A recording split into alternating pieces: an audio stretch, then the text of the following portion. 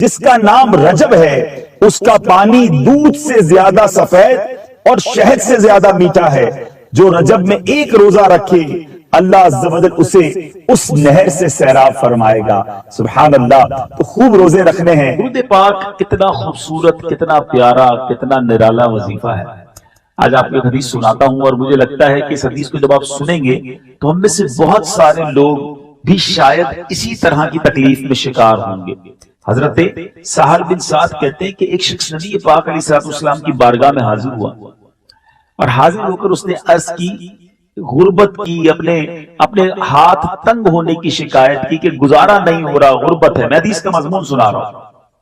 ہو سکتا ہے یہاں بھی یا مدنی چینل کے ناظرین میں کچھ ایسے لوگ ہوں جو جن کو تنگی ہو، اپنے پیسوں میں، معاملات میں کمی ہو جاتی ہو، مال کم ہو، غربت کا شکار ہو. غور سے سنیں پیارے آقا علیہ الصلوۃ والسلام نے کیا فرمایا. آج کل لوگ کہتے ہیں کہ وظیفہ بتائیے. نبی پاک علیہ الصلوۃ والسلام نے صحابی رسول کو وظیفہ بتایا. پیارے آقا علیہ الصلوۃ والسلام نے فرمایا جب تو اپنے گھر میں داخل ہو تو سلام کیا کرو، خواہ کوئی شخص ہو یا نہ ہو. خالی گھر بھی ہو نا تو گھر میں جاتے ہی سلام کیا کرو، پہلی بات. پھر آقا نے فرمایا ثم سلم علیہ. نبی پاک نے فرمایا اس کے بعد مجھ پر سلام پیش کیا. یعنی پہلے گھر جا کر السلام علیکم ورحمۃ اللہ وبرکاتہ، پھر فرمایا مجھ پر سلام پیش کیا، پھر فرمایا پھر ایک بار سورہ اخلاص پڑھا کرو. 3 باتیں ہیں. گھر میں جائیں گے پہلے کیا کریں گے؟ سلام کریں گے. پھر کیا کریں گے؟ درود پاک پڑھیں گے. پھر کیا کریں گے؟ سورہ اخلاص. اس شخص نے بھی شروع کر دیا. نبی پاک کے پاس آیا تھا، حضور غریب ہوں، پیسے پورے نہیں ہوتے، گھر والوں کو تنگی ہے. نبی پاک نے وظیفہ دیا، گھر جانا، جب بھی گھر جاؤ پہلے سلام کرو، پھر مجھ پر درود پڑھو اور پھر سورہ اخلاص پڑھو. اس شخص نے یہ وظیفہ کرنا شروع کر دیا. حدیث کے الفاظ ہیں اللہ عز و جل نے اس کا رزق اتنا بڑھا دیا حتیٰ کہ اس کے پڑوسیوں اور رشتہ داروں پر بھی رزق کے دروازے کھول دیے. فقط اس کا کام نہ بنا، وظیفہ اس نے پڑھا، رشتہ دار بھی خوشحال ہو گئے، پڑوسی بھی خوشحال ہو گئے. تو اے میرے میٹھے اسلامی بھائیوں، مدنی چینل کے ناظرین، اگر تکلیف میں ہیں پریشان نہ ہوں. نبی پاک پر درود پڑھنا یہ کب کب کہاں کہاں کیسے کیسے کام آتا ہے. آپ سنتے جائیے، ایمان تازہ ہو جاتا ہے. تو اب یہ وظیفہ یاد رکھیے گا، جب بھی گھر جائیں پہلے سلام کریں، اس کے بعد درود پاک پڑھیں اور پھر سورہ اخلاص پڑھیں.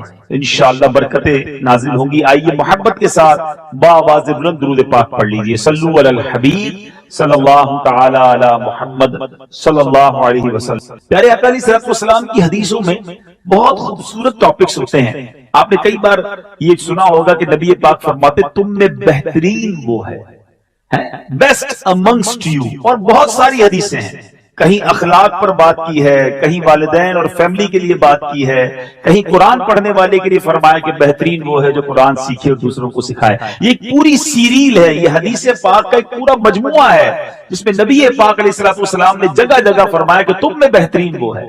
مگر آج میں ان حدیثوں میں سے چند حدیثیں پیش کروں گا اور اللہ کرے کہ اس میں سے ہم کچھ سیکھنے میں کامیاب ہوں، کہ جس میں نبی پاک علیہ الصلوۃ والسلام نے فرمایا کہ وہ ہم میں سے نہیں، یعنی وہ شخص ہمارا اس سے کوئی تعلق نہیں ہے، ہمارے اندر وہ نہیں ہے جو اس بری عادت کا شکار ہے. تو آج دیکھنا ہے، چیک کرنا ہے کہ کہیں کوئی ایسا کام تو زندگی میں نہیں کر رہا کہ نبی پاک نے اس کام کرنے والے کے بارے میں یہ فرما دیا ہو کہ وہ ہم میں سے نہیں. کیونکہ جس کو آقا نے فرما دیا ہم میں سے نہیں، اس کا بننا کیا ہے، اس کا بچنا کیا ہے؟ پھر تو کوئی اس کا حامی نہیں نا. امیر اہل سنت اپنے ایک شعر میں لکھتے ہیں نا، سبھی ٹھکرا چکے گر تم بھی مجھ سے ہو گئے ناراض، قسم رب کی کہیں کا نہ رہوں گا یا رسول اللہ. آقا راضی ہیں تو رب راضی ہیں. اگر نبی پاک ہی ناراض ہو گئے تو پھر بچنا ہی کچھ نہیں ہے. سیدی اعلیٰ حضرت امام اہل سنت یہ فلسفہ ایک ہی شعر میں سمجھاتے ہیں، اگر سمجھے کوئی. بخدا خدا کا یہی ہے در، نہیں اور کوئی مفر مکر، جو وہاں سے ہو یہی آ کے ہو، جو یہاں نہیں وہ وہاں نہیں. آقا راضی نہیں تو پھر رب کے یہاں کوئی مقام نہیں ہے.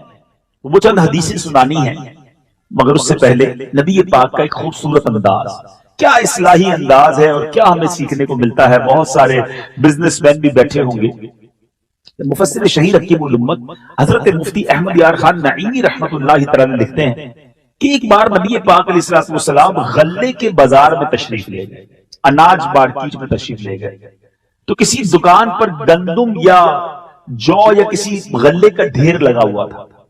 پیارے آقا علیہ السلام نے اس ڈھیر میں اپنا ہاتھ ڈال دیا، اور جب ہاتھ اندر ڈالا تو پتا چلا کہ ڈھیر اوپر سے تو سوکھا ہے، اندر سے گیلا ہے۔ سرور کائنات علیہ السلام نے اس غلے والے سے فرمایا کہ گیلے غلے کو ڈھیر کے اوپر کیوں نہ ڈالا، تاکہ لینے والے کو پتا چل جائے کہ جو غلہ ہے وہ گیلا ہے، بھاری ہوگا نا، وزن اس کا زیادہ ہو جائے گا، اوپر سوکھا نیچے گیلا۔ آقا علیہ السلام نے فرمایا من غش فلیس منا، جو دھوکہ دے وہ ہم میں سے نہیں۔ میرے بیچ اسلامی بھائیوں، یہ پہلی حدیث ہے جو آج اس بیان میں نے اور آپ نے سیکھنی ہے۔ اب یہ سمجھنے والی بات ہے کہ اگر مال میں کوئی عیب ہے، ہماری پروڈکٹ میں کوئی خرابی ہے، تو اسے بتا دینا چاہیے کہ بھائی اس میں یہ کمزوری ہے۔ مگر آج سچ بتاؤ کیا ذہن ہوتا ہے کاروباری لوگوں کا؟ ہو سکتا ہے یہ دکاندار بھی بیٹھے ہوں گے، بلکہ آج تو بندہ ہی وہ رکھا جاتا ہے کسٹمر سروسز کے لیے جو جس کو کہتے ہیں سیلز مین، کہ وہ گھٹیا مال جو ہے کسی طرح اپنے گاہک کو بیچ دے، اے بتا کر، A1 بتا کر، کسی طرح قسمیں کھا کر بیچ دیتے ہیں۔ ہمارے ساتھ بھی ہوتا ہے، کبھی کسی دکان پہ جاتے ہیں، اس کو پوچھتے ہیں بھائی کلر تو پکا ہوگا، بولا بالکل پکا جناب، سلائی بالکل پکی، کوئی مسئلہ ہی نہیں، میڈ ان فلاں کی مہر بھی لگا دی۔ اور جب گھر آ کے دیکھتے ہیں تو سب تمام چیزیں اس میں سے خراب نکل رہی ہوتی ہیں۔ آج فروٹ والے کا کیا حال ہے؟ فروٹ لینے جاؤ، ہم اپنی آنکھوں کے سامنے فروٹ لیتے ہیں، اور لیکن جب اس کو موقع ملتا ہے تو وہ ہماری تھیلی کے اندر چند گھٹیا پھل ڈال دیتا ہے۔ یہ چند سکوں کی خاطر کیوں روزی حرام کر رہے ہیں؟ سوچئے، نبی پاک کا یہ جملہ ڈرانے کے لیے کافی ہے۔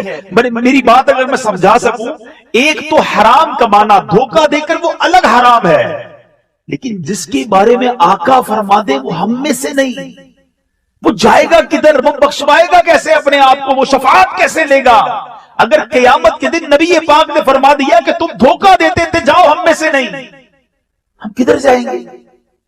چند سکوں کی خاطر جھوٹ بولنا چھوڑ دیجئے، چند سکوں کی خاطر بھئی کسی طرح میرا یہ مال بک جائے۔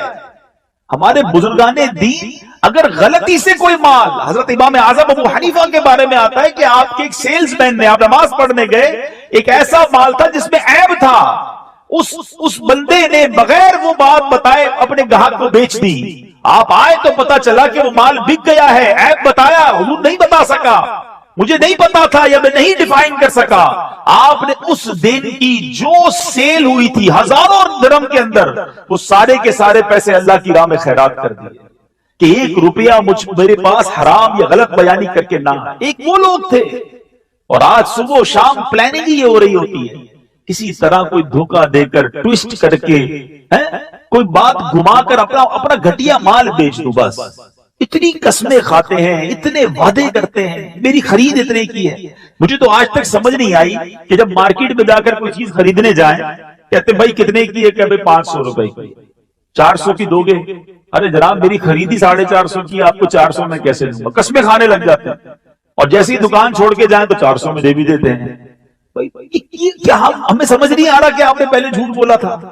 کیوں جھوٹ بولنا ہے؟ کیوں قسمیں کھانی ہے؟ یاد رکھو میرے جتنے کاروباری لوگ یہاں سن رہے ہیں، اچھا اب پرابلم کیا ہے؟